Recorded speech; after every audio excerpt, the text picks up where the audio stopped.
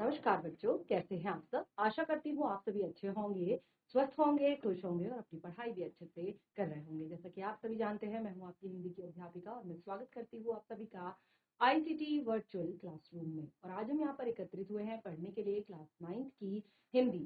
Class 9th की हिंदी में हम यहाँ पर पढ़ रहे हैं अपने हिंदी व्याकरण का टॉपिक, जो है भाषा, लिपि और व्याकरण।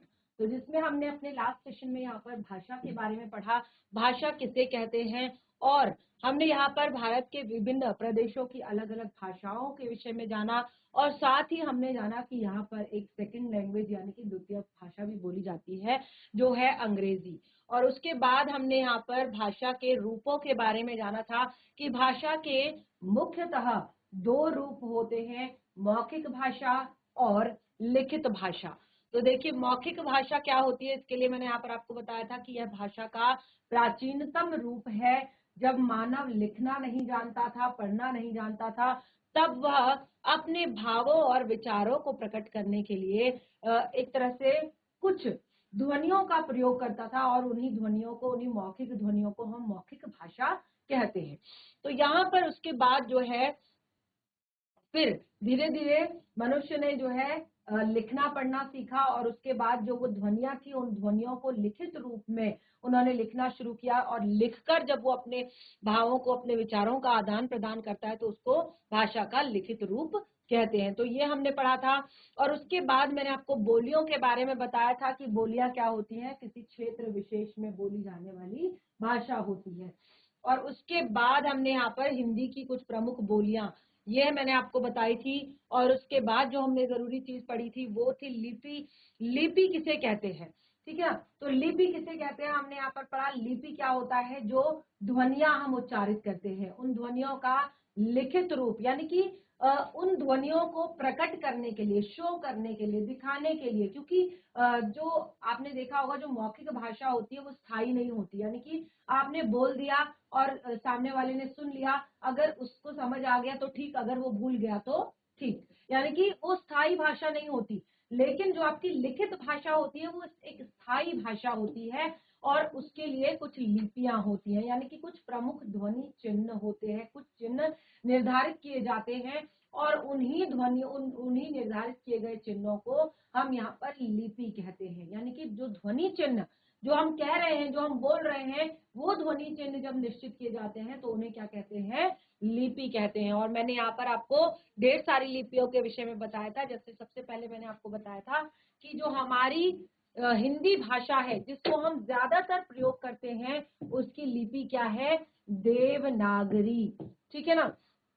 और इस तरह से अंग्रेजी भाषा की लिपि क्या है, रोमन। संस्कृत भाषा की लिपि क्या है, देवनागरी। उर्दू भाषा की लिपि क्या है, फारसी। पंजाबी भाषा की लिपि क्या है, गुरुमुखी। बंगाली भाषा की लिपि क्या है, बांग्ला, ठीक है ना। तो इस तरह से हमने ढेर सारे यहाँ पर आपको बताए थे लिपियां। और ये एक बहुत ही महत्वपूर्ण प्रश्न आता है कि क्या सभी भाषाओं के ध्वनि चिन्ह सेम होते हैं। नहीं, सभी भाषाओं के ध्वनि चिन्ह सेम नहीं होते, तभी तो उनकी लिपियां अलग अलग होती हैं। उनकी लिपि अलग होती है, अर्थात उनके ध्वनि चिन्ह अलग होते हैं, और उसमें तभी अलग अलग तरह से आप लिख सकते हैं। और इस तरह से हमने लिपि के बारे में भी यहाँ पर पढ़ा था।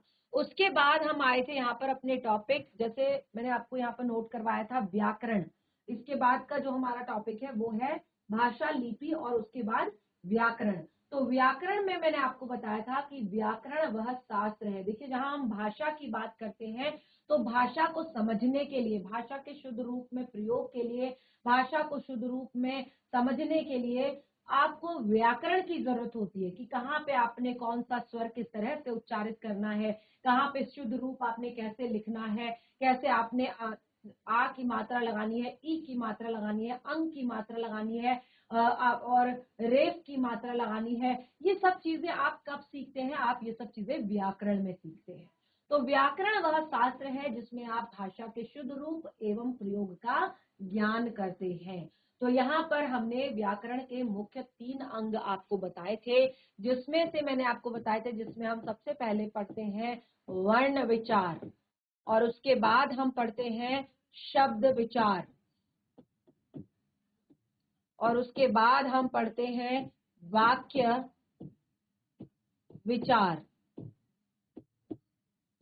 वर्ण विचार, शब्द विचार, वाक्य विचार। वर्ण विचार व्याकरण का वह भाग है जिसमें हम वर्णों के आकार, वर्णों की आकृति, वर्णों की बनावट, वर्णों के उच्चारण आदि पर विचार करते हैं। यानी कि हम शुरुआत से शुरू करते हैं यहाँ पर। आखिर वर्ण होता क्या है? जब हम वर्ण विचार पढ़ते हैं तो उसमें हम सबसे पहले एक चीज पढ़ते हैं कि वर्ण होता क्या है। तो वर्ण क्या होता है? वर्ण भाषा की सबसे छोटी इकाई होती है, और यानी कि यहाँ पर हम शुरुआत से शुरू करते हैं। ठीक है ना? हमने कहा भाषा की सबसे छोटी इकाई जिसमें हम वर्णों के आकार, उनकी आकृति, उनकी बनावट, उनके उच्चारण आदि पर विचार करते हैं। यानी कि जब आप छोटी क्लासेस में होते हैं, जब आप प्ले से स्टार्ट कर रहे होते हैं, प्ले में तो नहीं, एलकेजी यूकेजी से जब आप स्टार्ट कर रहे होते हैं, तो वहां पर आपको सबसे पहले वर्ण सिखाया जाता है, वर्णमाला सिखाई जाती है, और उसके बाद धीरे धीरे धीरे फर्स्ट, सेकंड, थर्ड, फोर्थ तक आपको फिर व्याकरण के महत्व को बताया जाता है। ठीक है ना? तो इस तरह से हमने कहा वर्ण। अब हमने वर्ण के लिए बताया कि भाषा की सबसे छोटी इकाई। क्लास 9th में आप लोग आ गए हैं, लेकिन अगर आप लोगों से अभी पूछा जाए कि वर्ण कितने होते हैं, जो कि मैं पहले भी बता चुकी हूँ कि हिंदी वर्णमाला में टोटल कितने वर्ण होते हैं, तो आप नहीं बता पाएंगे। आप वर्णों के भेद नहीं बता पाएंगे, और वर्णों के भेद अगर आपने बता भी दिए तो उनके भी जो भेद होते हैं उनमें आप कंफ्यूज हो जाएंगे। तो ये चीज होती है कि जब हम आगे आगे बढ़ते जाते हैं तो हम जो बेस होता है, मेन चीज, कुछ ही बच्चे जो है इसको अच्छे से याद रख पाते हैं, और जिसका जो बेस होता है वो क्लियर होता है तो वो आगे कोई मिस्टेक नहीं करता है, कोई गलती नहीं करता है। तो हमने कहा कि वर्ण विचार व्याकरण का वह भाग है जिसमें वर्णों के आकार, आकृति, बनावट एवं उच्चारण पर विचार किया जाता है। तो इसमें हम सबसे पहले वर्णों के बारे में जानेंगे। तो वर्ण क्या है? भाषा की सबसे छोटी इकाई है, और उसमें हमने यहाँ पर हिंदी वर्णमाला, टोटल जो आपकी हिंदी वर्णमाला है वो हमने यहाँ पर लिखी है, और इसमें तो सारे के सारे स्वर आपके हैं, जिसमें अनुस्वार, अनुनासिक भी है और बाकी के जो स्वर हैं। लेकिन वैसे जो आपकी हिंदी वर्णमाला होती है उसमें टोटल 44 वर्ण होते हैं। कितने वर्ण होते हैं? 44 वर्ण होते हैं, 44 वर्ण होते हैं, जिसमें से आपके 11 होते हैं स्वर और 33 होते हैं व्यंजन। अब देखिए, क्योंकि सेशन जो है काफी टाइम बाद स्टार्ट हो रहा है, तो ये चीजें मैंने आपको पहले भी पढ़ाई थी, आपने सुनी होंगी, उस टाइम पे ध्यान दिया होगा, अगर नोट किया होगा तो आपके पास नोट भी होगा, ये कुछ टाइम पहले ही मैंने पढ़ाया था। तो 11 स्वर, 33 व्यंजन। ठीक है ना?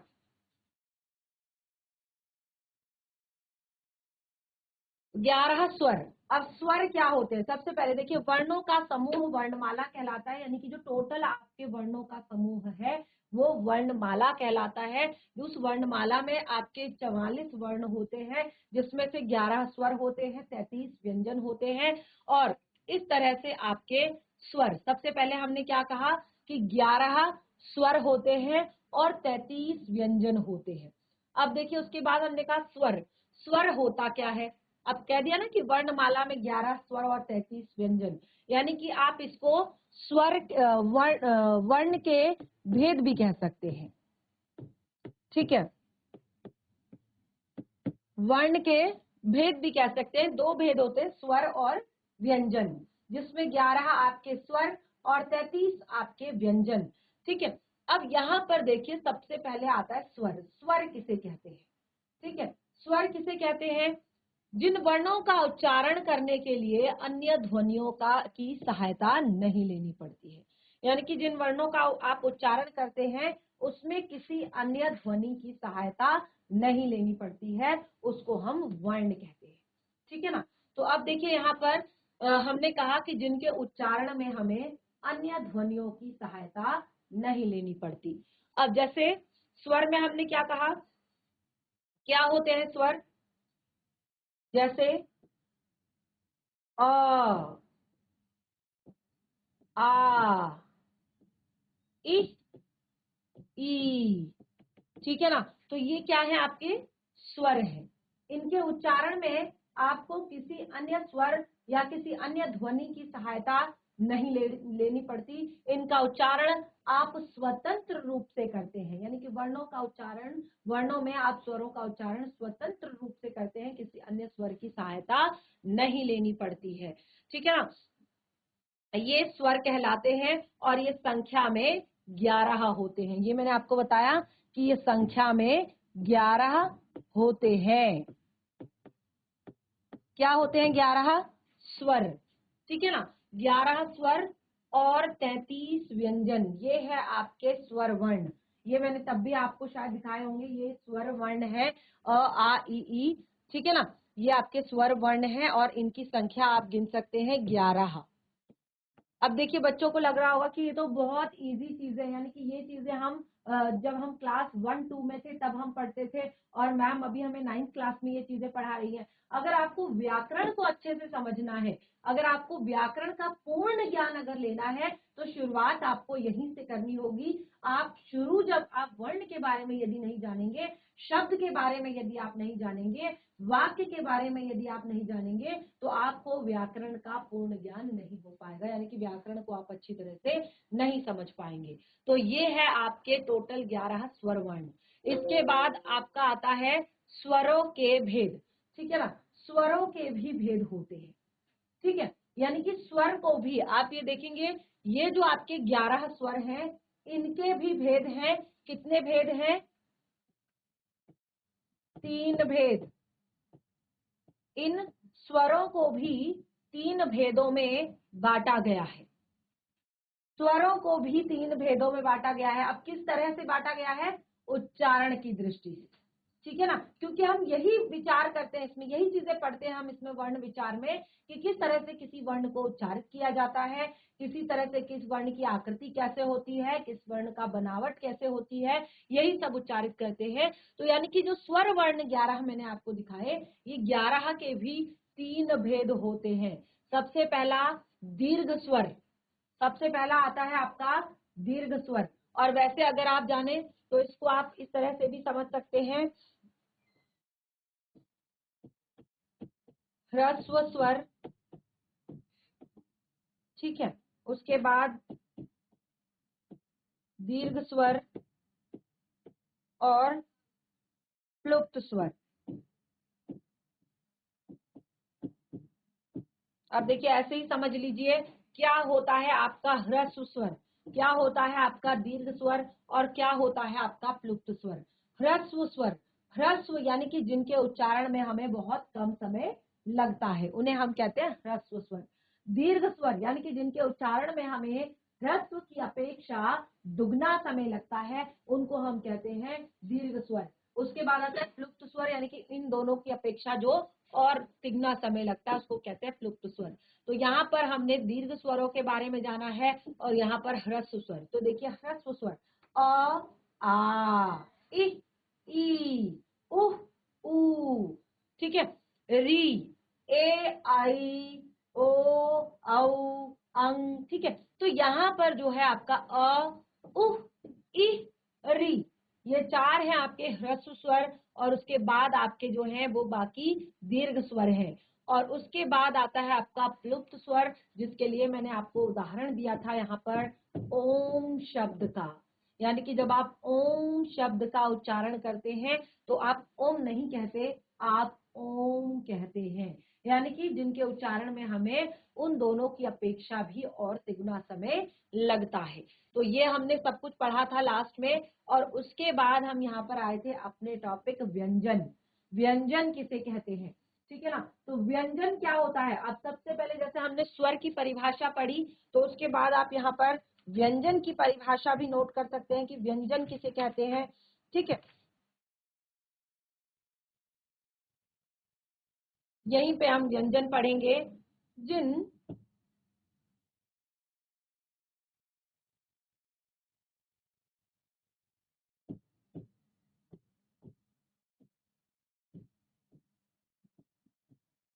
जिन वर्णों का उच्चारण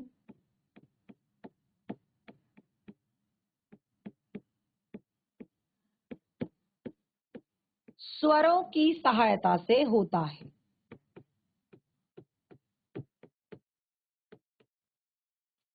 स्वरों की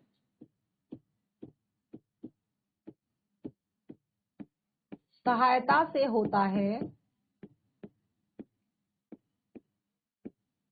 उन्हें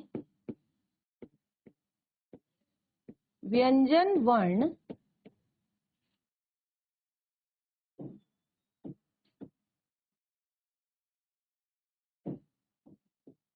कहते हैं। ठीक है ना। इनके उच्चारण में हमें क्या करना पड़ता है, स्वरों की सहायता लेनी पड़ती है। जैसे मैंने क्या बताया था आपको, यदि आप क का उच्चारण कर रहे हैं, ठीक है, तो आपको वहां पर क्या करना पड़ेगा, अ की हेल्प लेनी पड़ेगी, तभी आपका क्या बनेगा, क। इसी तरह से ख शब्द का उच्चारण करने के लिए भी आपको अ, ठीक है, तो इस तरह से क्या बनेगा, ख। यानी कि अगर आप बिना स्वर के किसी वर्ण को लिखते हैं, किसी व्यंजन को लिखते हैं, तो आप उसको इस तरह से हलंत के साथ लिखेंगे, यानी कि आप कहेंगे कि ये क्या है, आधा है। ठीक है ना। जैसे ग, घ,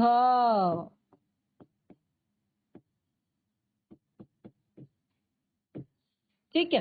तो ये आपको, जैसे मैंने यहाँ पर बताया कि यदि आप जो है इनको इस तरह से हलंत के साथ लिखेंगे तो ये अभी आधा है। तब आप जब इसको स्वर के साथ उच्चारित करेंगे तो तब ये आपका पूर्ण व्यंजन वर्ण माना जाएगा। ठीक है ना। तो इस तरह से हम इसको कहते हैं व्यंजन, जिनका उच्चारण हम किसकी सहायता से करते हैं, स्वरों की सहायता से करते हैं। ये क्या है, स्वर है। क, ख, ग, घ, ठीक है, च, छ, ज, झ। और बचपन में आपने 12 खड़ी पढ़ी होंगी, तो 12 खड़ी जो होती है पूरी की पूरी, उसको हम कैसे करते हैं, स्वर की सहायता से ही करते हैं। जैसे क, का, कि,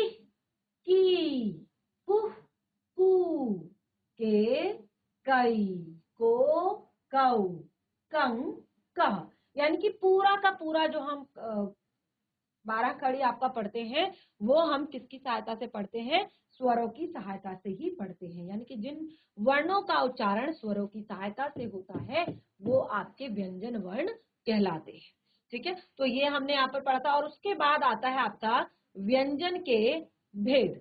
ठीक है ना, व्यंजन के भेद। तो व्यंजन के उच्चारण के आधार पर, क्योंकि यहाँ पर हम क्या करते हैं, वर्णों के बारे में ही जानते हैं, तो वर्णों की आकृति कैसी है, वर्णों का आकार कैसा है, उनका उच्चारण कैसे किया जाता है, तो वो सब चीजें हम वहां पर पढ़ते हैं।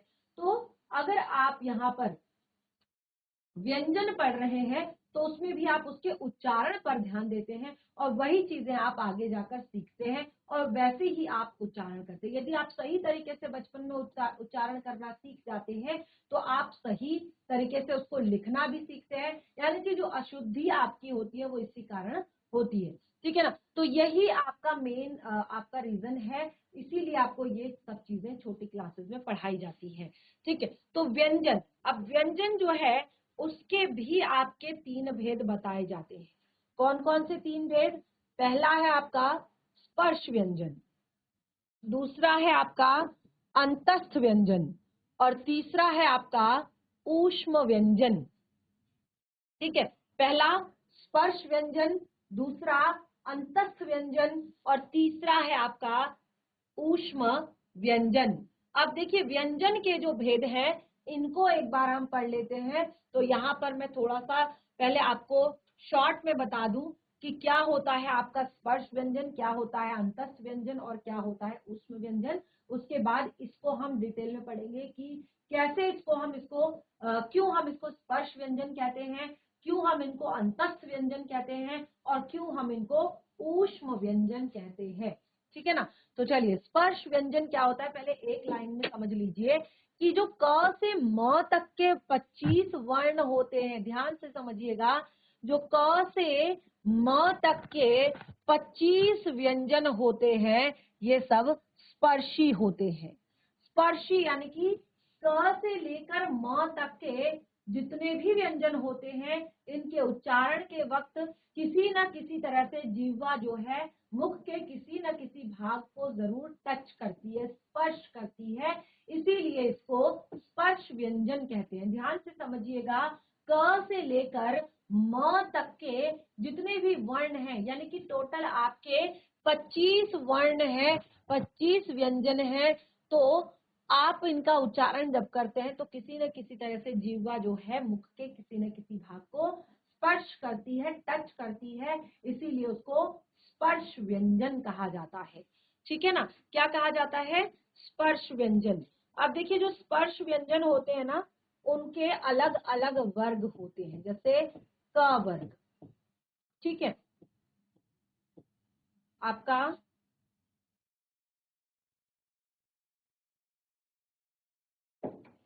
च वर्ग और ट वर्ग, आपका त वर्ग और प वर्ग। ठीक है, ये 5 आपके वर्ग होते हैं। इन 5 वर्गों में 5 ही आपका क्या होती है? 5 एक तरह से वर्ग हैं और पांचों वर्ग में 5-5 वर्ण हैं।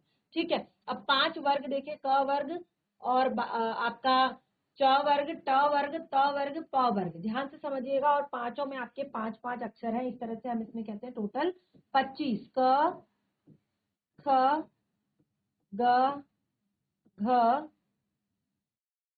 ड।